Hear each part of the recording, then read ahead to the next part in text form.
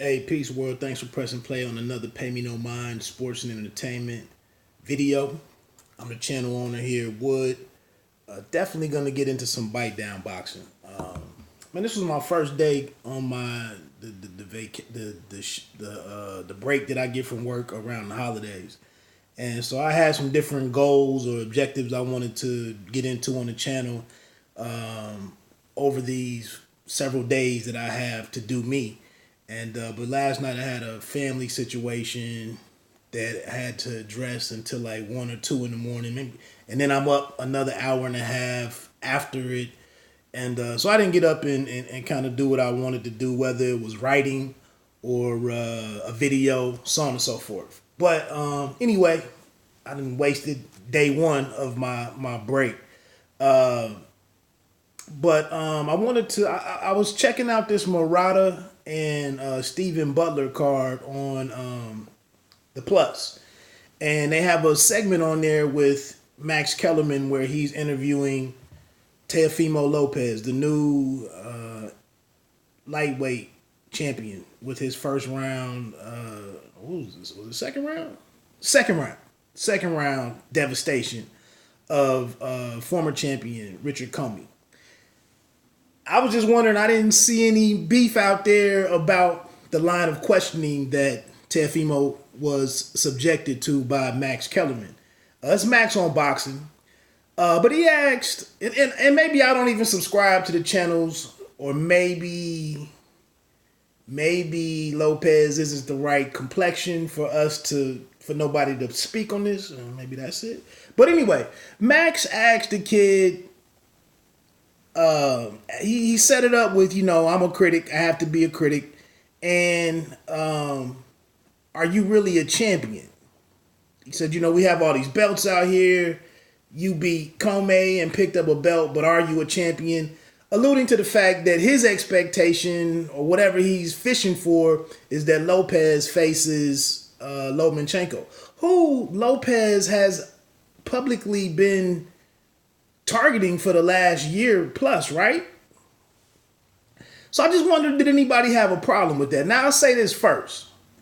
I'll preface my thought with this. Guys like Max Kellerman, Stephen A., even a Mark Kriegel, some of these different figures out here across the landscape in sports talk, they work years and years and years and years to get to these positions to be able to do what they do. And I respect that, because I'm a few years into whatever the hell I'm trying to do, and I don't see an end of the road to it. But these guys, it's a lot of legwork to be able to ask Teofimo Lopez this question. Okay, that's that. I usually don't try to tell people how to do their jobs that are in these premier positions. Shout out to Billy Wanger of Fox Sports, but I felt like this was a little inappropriate, because you're effectively moving the goalposts on this young man who just did what he was supposed to do, which was the first step, become a world champion. But for you to sit here, and Max, that he knows the game. But I like how I like how Lopez looked away and regrouped, and then I like how he conducted himself. If you want to play foolish. But he was like, I beat a champion. Now, conversely, a former owner of that belt, Robert Easter Jr. and Richard Comey, they fought for that vacant belt when it was vacant a couple of years ago. And Robert Easter Jr. prevailed. And it's situations, my man, the featherweight.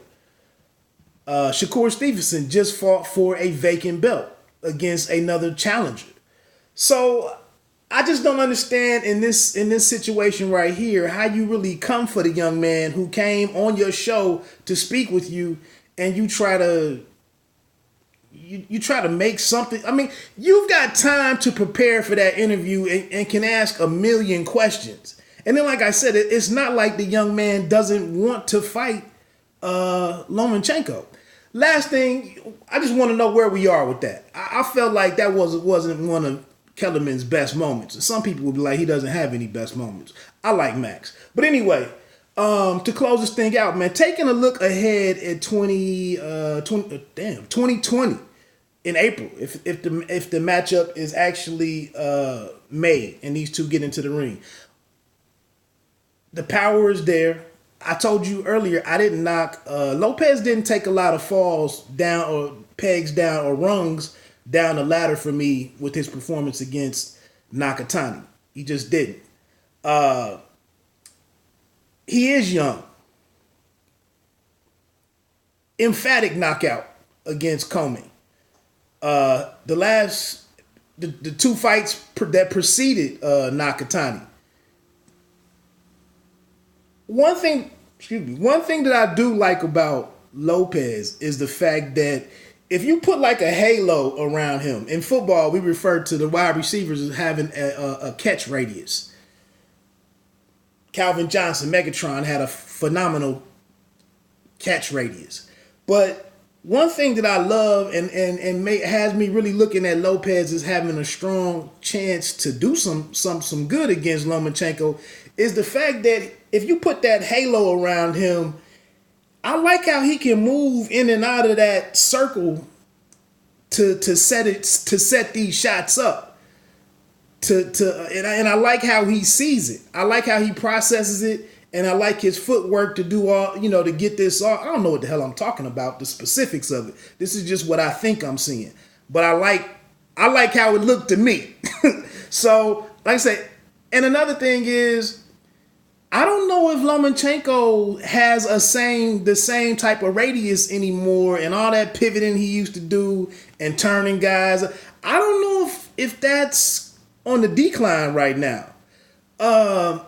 So I don't know if he can really. You can see with the longer Luke Campbell, he was able to get inside and get to the mid range and be like right here on the forearm of Campbell's shots.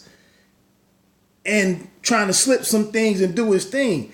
I don't feel like he can really keep up with Lopez in the footwork game to be there to touch Lopez as much as he may like to like get to turn the young upstart back.